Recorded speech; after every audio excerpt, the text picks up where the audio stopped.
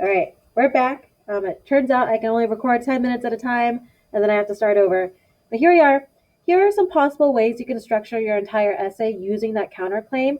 Most of you are familiar with this structure, structure number one, but these are some other ideas that you can use. If you're comfortable because you're used to possible structure number one, then use it, right? But if you want to try something new, then maybe you do something new over here, right? So some of you are used to that 5 paragraph essay. If you're doing it with a counterclaim, then your counterclaim would go in here, and then you would have a 6 paragraph essay. So this is the one that you're most used to. In your first paragraph, you have your introduction with your claim, and we haven't learned the introduction yet, so you might just have your claim. Paragraph 2 is your first body paragraph with your first reason and evidence for that reason. Paragraph 3 would be your second body paragraph with your second reason and evidence for that reason. Body paragraph 4 or paragraph 4, body paragraph 3 would be reason 3 with evidence, and then you would have another paragraph in here with your counterclaim, and then you would have your conclusion.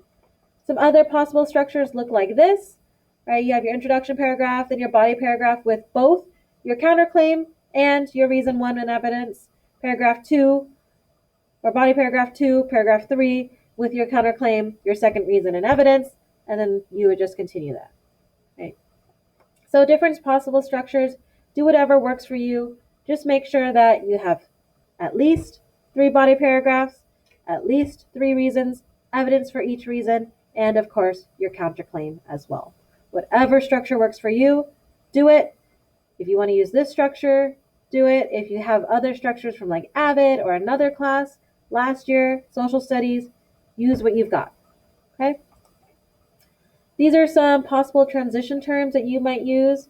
So leading into your counterclaim, you might say something like, some may think, and then when you lead out, you would say, but it turns out that mine is better because, leading in, while it may be true that, nevertheless, there is a point to be made that, even so, the evidence is clear that, there are valid points to be made for, and yet, right? So this is leading into the counterclaim.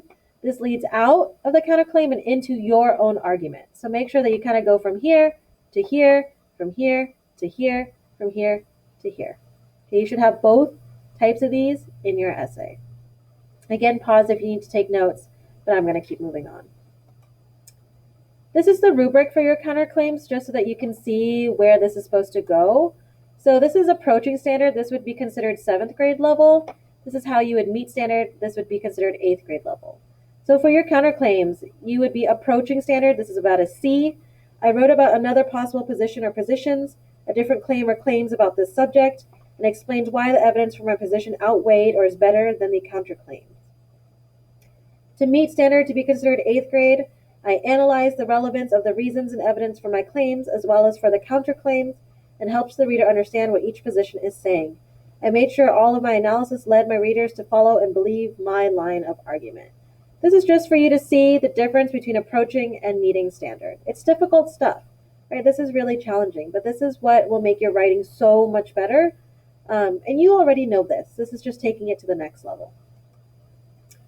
So we've gotten to the end of my PowerPoint slides. Now it's your turn to start working. This is independent work today, so that means you need to be silent. You can use headphones as long as you are not playing on your phone or making that a distraction. Silently work on your essay. Make sure that you are revising for a strong claim, your reason and evidence, and make sure that you're adding in strong counterclaims.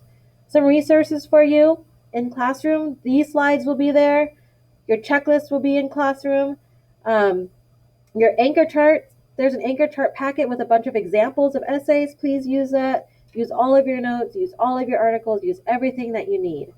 Remember, your essay is due on Wednesday, and so you need to make sure that you are ready to turn it in soon. On Wednesday, I probably will go over introductions and conclusions with you, and then by the end of class, you should be ready to turn it in. Okay? So good luck. Have fun. Well, as much fun as you can working on an essay. I love you. I miss you. I will see you on Wednesday with your finished essays.